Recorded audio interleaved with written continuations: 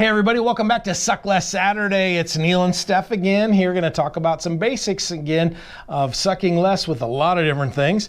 Today we're going to talk about your trigger. You need a shot timer because that which gets measured gets worked on. The Range Tech Timer is the official timer of Active Self-Protection because it is versatile, reliable, feature-rich, and very economical. Check out all it can do at the link below.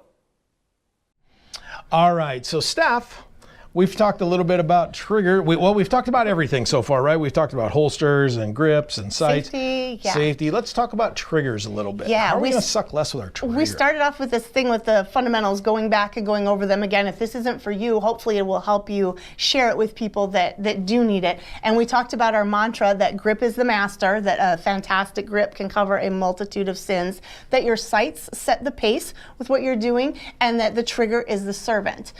So we've done the grip and we've done the sights or your red dot optic. Now we're going to do the trigger. So we thought about how do we do this? How do we introduce the trigger? Because there's good things to do to the trigger, how you should run it, and then there's things that you shouldn't do. And we decided to start with what you shouldn't do, which I don't know if that's right or not, but it's what we're going to do. And the reason we're going to do it is because today we're going to talk about pinning the trigger and why you should not pin the trigger. And there's a couple of reasons. One, this is still taught in a lot of places, and it was definitely taught a lot years ago. This was kind of a standard thing that was taught to pin the trigger. And what do I mean by that? When you depress the trigger, you hold it back and simply hold it. The thought being that you're not disturbing the gun anymore as the bullet is leaving the chamber. When we activate that trigger, there's a chemical process, an explosion, the bullet is leaving the chamber. It happens very, very quickly, but not instantaneously. Right. So the idea is to disturb the gun as little as possible as that bullet is traveling out. We'll talk about follow through next. But one of the ways people used to try to introduce and mitigate that was by pinning the trigger back. I also think we should start with this because I think it's something people, new shooters in particular, do without realizing they're doing it. That when you depress the trigger in dry fire, you simply hold it back. You've depressed it and you are done. So you hold it back and you don't continue on with the follow through. I think it's a normal, natural thing that you do that we need to fight against, and we'll talk about how to do that next week. But then this is also something that's taught. And Neil, do you want to talk a little bit about why they were teaching? Well, I guess I did talk about why they were teaching it, but why it's a problem. Well, there's a lot of things to consider here in that, especially in a self-defense scenario, it's the idea of getting as many shots into the bad guy to change his behavior as you can, as quickly as you can.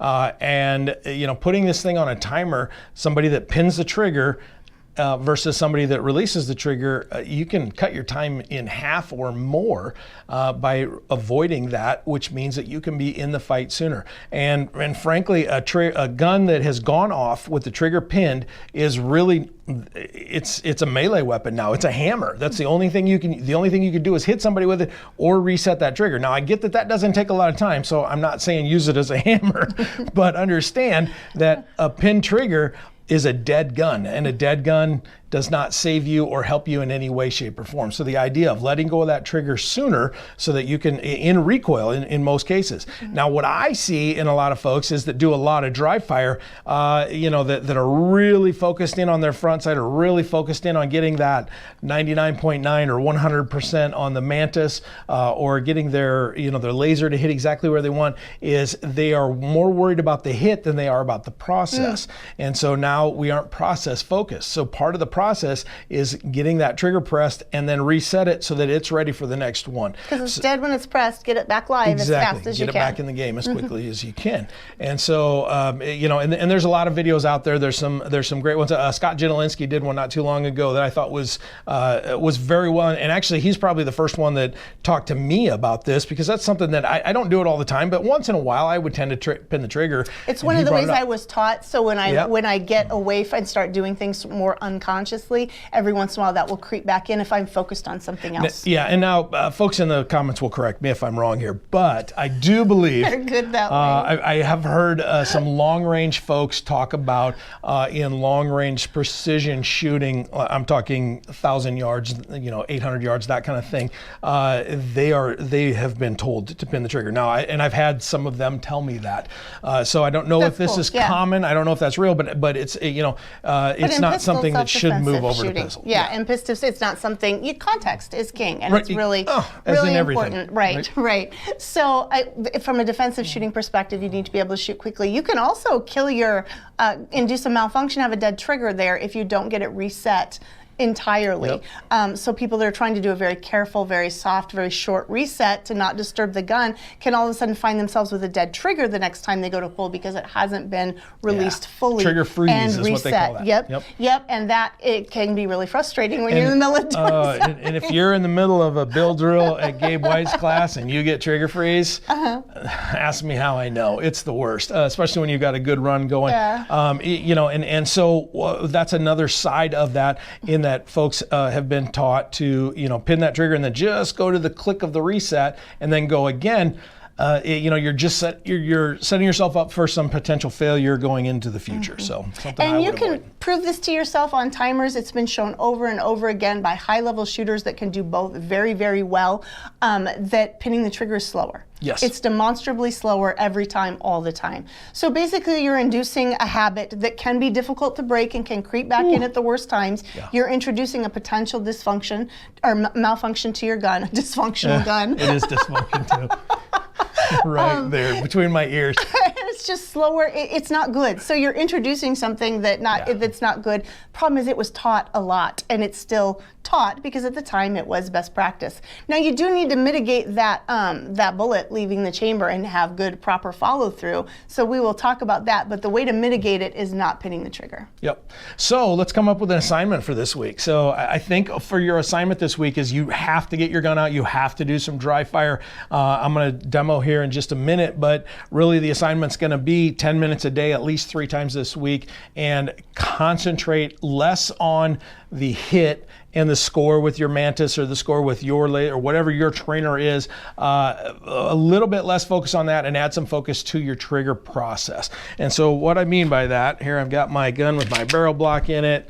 I know some folks don't like it when we show clear, but at the end of the day, I'm going to show clear every time because that's what I do, and it's part of my channel. So with the barrel block in, I can kind of wave this thing around just a little bit. I'm still going to treat this as if it's a loaded gun and keep it in a safe direction, but I'm going to turn around here and show you what the pinning the trigger really looks like. So what we see is we'll see folks come out. I'll get my hand out of the way here. I'll just do this one-handed. And what they'll do is they'll just be so focused on the score that is the end of the process, and then that thing comes in. Now, if the gun manipulates the slide, if this was a live gun, what would happen is then I would have to go to this click.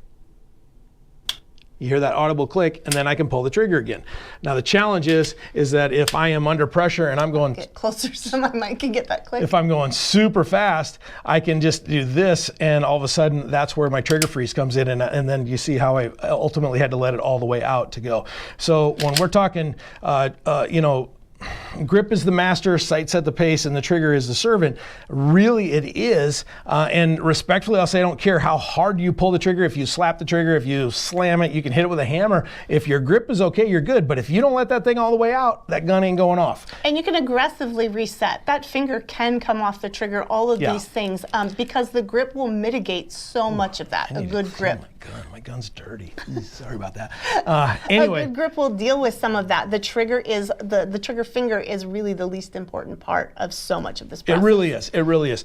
So for this week, what I want you to do is I want 10 minutes of just clean dry fire, press out, see your sights, and then as soon as that thing clicks, you get off that trigger. And I don't care if you get off it all the way or all the way to where the trigger stops moving. That's totally up to you. I like to get off of it just about all the way because that way I don't induce that. And then just 10 minutes of that. So less worried about hits and accuracy, more worried about running the trigger. Yep. This week, let's focus on process. And I think what we tend to do sometimes is we focus so much on the outcome and we don't focus on the process, and then bad things happen and we don't know why. You can't affect the outcome except by focusing on the process. Exactly. And that's where I think, gosh, we need to do a whole video on being process focused another time. Another time. All right, guys, you got your assignment. If you want to join us in the Ask Dry Fire Challenge group on Facebook, answer the question and answer it respectfully. That's all you got to do to get in. Come over and join us. Get some video of yourself dry firing. Get some input from some professionals out there other than Steph and I. I mean, if you want professional help. Steph's good at it. With dysfunction. But come join us, hang out. We do some stuff. We give some stuff away. We've got a new challenge starting typically every month, and we give away some stuff from some of our friends and some of our sponsors. So come join us, hang out. It's a good community. We'll see you next week.